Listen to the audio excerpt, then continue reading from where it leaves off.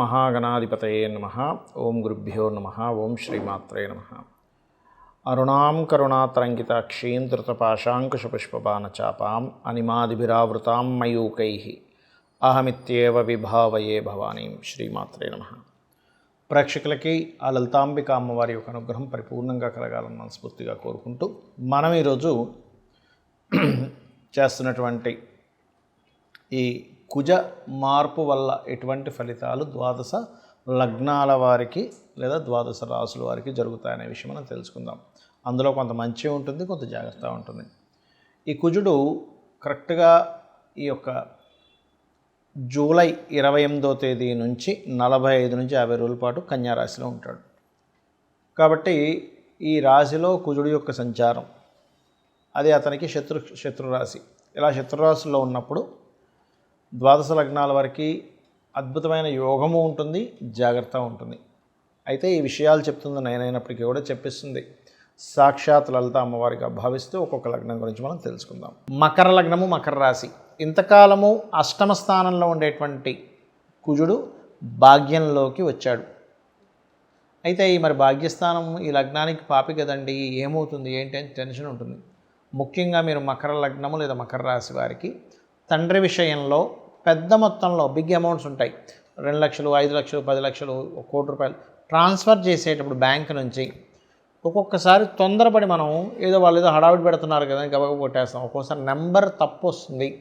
అలా ఎవరికైనా ఒక చిన్న నెంబర్ కనుక మిస్టేక్ అయితే దానివల్ల ఏమవుతుంది అంటే వాళ్ళకి రావాల్సినటువంటి అమౌంట్, వాళ్ళకి ఇంకోళ్ళకి పంపించాల్సిన అమౌంట్ మిస్యూజ్ అవ్వడము, అంటే మిస్టేక్ ఇంకోళ్ళకి వెళ్ళిపోవడం, దానివల్ల వివాదాలు ఏర్పడుతూ ఉంటాయి. కాబట్టి ఈ యొక్క విషయంలో అలాగే కమ్యూనికేట్ చేసేటువంటి విషయాల్లో కొంత జాగ్రత్తగా ఉండండి. కాకపోతే కొంత దృఢమైనటువంటి సంకల్పంతో చేసే ప్రయత్నాలు ఫలిస్తాయి ఇక్కడ. బికాజ్ ఆఫ్ ఇక్కడ 3వ స్థానంలో ఎప్పుడైతే శని భగవానుడు వక్రించి ఉంటూ దాని మీద కుజుడి యొక్క దృష్టి ఎప్పుడైతే ఉందో అది ఖచ్చితంగా పరాక్రమాన్ని, ధైర్య సాహసాలతో చేసేటువంటి పనుల్ని సక్సెస్గా ఇస్తుంది, గుర్తుపెట్టుకోండి. అదేవిధంగా కాస్త తండ్రి గారితోని, గురువులతోని తెలియని, ఎందుకంటే ఇక్కడ ఈ యొక్క మకర లగ్నానికి పూర్వజన్మ కర్మని పూర్తిగా అందించే గ్రహం ఎవరు అంటే కుజుడు, గుర్తుపెట్టుకోండి.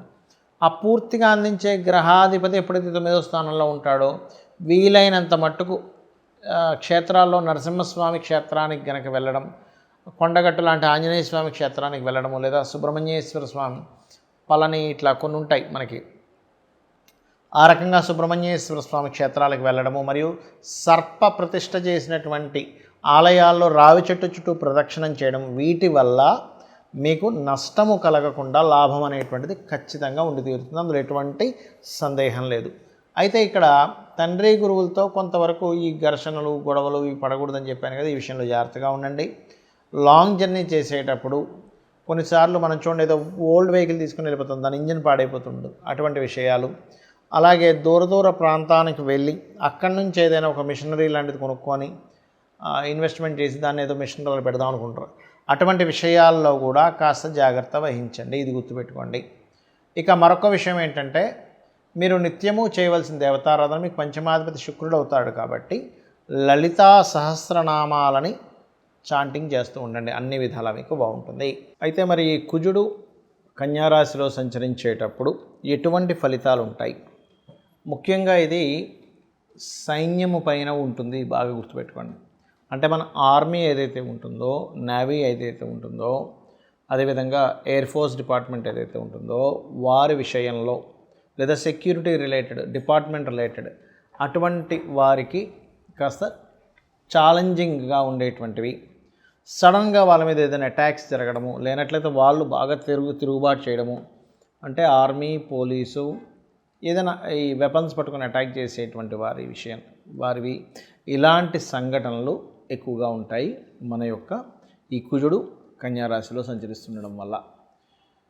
అలాగే భూములకు సంబంధించిన విషయంలో ల్యాండ్స్ చూసుకున్నట్లయితే భూముల యొక్క ధరలు పెరగడం ప్రారంభమవుతాయి కుజుడు కన్యారాశిలో ఉన్నప్పుడు. అయితే ఇక్కడ భూ సంబంధించిన విషయంలో కొన్ని వివాదాలు కూడా ఏర్పడతాయి. అందులో ముఖ్యంగా రాజకీయ నాయకుల యొక్క ఇన్వాల్వ్మెంట్ వల్ల కావచ్చు, లేనట్లయితే గతంలో ఏదైనా గవర్నమెంట్ ఇది అలాట్ చేసేసింది మళ్ళీ తీసుకుంటున్నారు ఏంటనేటువంటిది గవర్నమెంట్కి ప్రజలకి భూ సంబంధించినటువంటి విషయంలో. ఎందుకంటే ఇక్కడ కన్యా రాశి కానివ్వండి, వృషభ రాశి కానివ్వండి, మకర రాశి కానివ్వండి భూతత్వ రాశులు అంటారు.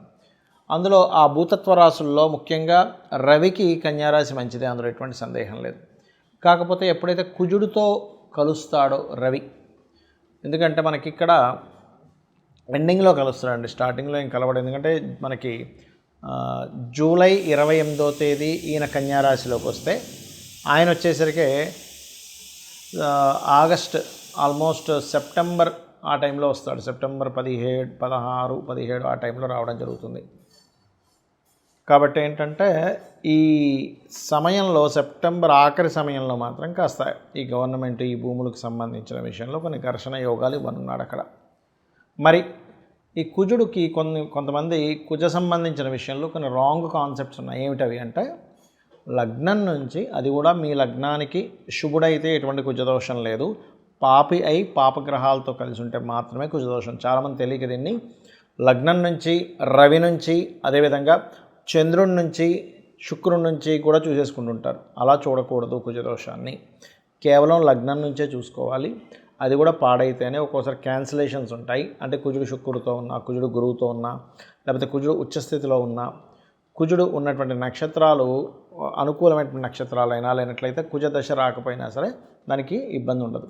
అలాగే మరొక విషయం ఏంటంటే కుజుడు కొన్ని లగ్నాలకు మాత్రమే పాపి, కొన్ని లగ్నానికి శుభ్రవుతాడు. ఏ లగ్నాలకు శుభ్రవుతాడంటే మేషము, కర్కాటకము, సింహము, వృశ్చికము, ధనస్సు, మీన లగ్నాలకు శుభుడు. మిగతా 6 లగ్నాలు ఏవైతే ఉంటాయి వృషభ, మిథున, కన్య, తుల, మకర, కుంభ లగ్నాలు పాపవుతాడు శని, కుజుడు. కాబట్టి ఈ పర్టికులర్ లగ్నాలకు మాత్రమే మీరు చూసుకోండి ఏ లగ్నాలకు శుభ్రవుతాడో, ఏ లగ్నానికి పాపవుతాడు. ఇందులో మరలా ప్రధానంగా కుజుడు ఎక్కడున్నా దోషం అనుకుంటారు, అలా కాదు. లగ్నంలో ఉన్నాడు, మంచివాడైతే మంచి స్ట్రాంగ్ బాడీ ఇస్తాడు, చెడ్డవాడైతే రక్తహీనత. 2వ స్థానంలో ఉన్నాడు కుజుడు. మంచివాడు అనుకోండి, మీ లగ్నానికి శుభుడు బాగున్నాడు అనుకోండి, భూమి మూలంగా ధనయోగాన్ని ఇస్తాడు. బాగోపోతే భూమి మూలంగానే ధనహీనత, కుటుంబ సభ్యుల్లో గొడవలు ఇస్తూ ఉంటాడు. 3వ స్థానంలో ఉన్నాడు, పరాక్రమ యోగం బాగుంటే, బాగోపోతే మీరు ఏం మాట్లాడినా గొడవలు అవుతూ ఉంటాయి. 4వ స్థానంలో బాగుంటే భూములు అద్భుతంగా సంపాదిస్తారు, కానీ బాగోపోతే భూములు పోగొట్టుకోవడం జరుగుతూ ఉంటుంది, భూములు ఎవరైనా కబ్జా చేయడం జరుగుతుంటుంది. అంటే ఇక్కడ ఏంటి, కుజుడు బాగున్నాడా బాగోలేడా, పాపి శుభుడు ఒక ఎత్తు అయితే బాగున్నాడా బాగోలేడా అనేటువంటి దాన్ని చూసుకోవాలి. పంచమంలో ఉంటే సంతానం వల్లే వీళ్ళకి భూములు రావడం, సంతానం చాలా స్ట్రాంగ్గా ఉండడం జరుగుతుంది. అదే పంచమం పాడైతే అబార్షన్స్, మిస్క్యారేజ్ జరుగుతూ ఉంటాయి. 6లో ఉంటే శత్రువుపై జయం ఉంటుంది. అదే 6లో ఉండి పాడైతే మాత్రం శత్రువులు ఎక్కువ అవుతూ ఉంటారు. 7వ స్థానంలో ఉంటే మాత్రమే వివాహ సంబంధించిన విషయం మీద, జీవిత భాగస్వామి యొక్క ప్రవర్తన మీద కోపంగా ఉండడం, ఇట్లాంటివి జరుగుతూ ఉంటాయి. బాగుంటే మరలా వాళ్ళు వచ్చినప్పటి నుంచి వీళ్ళ భూములు కూడా పెరుగుతాయి.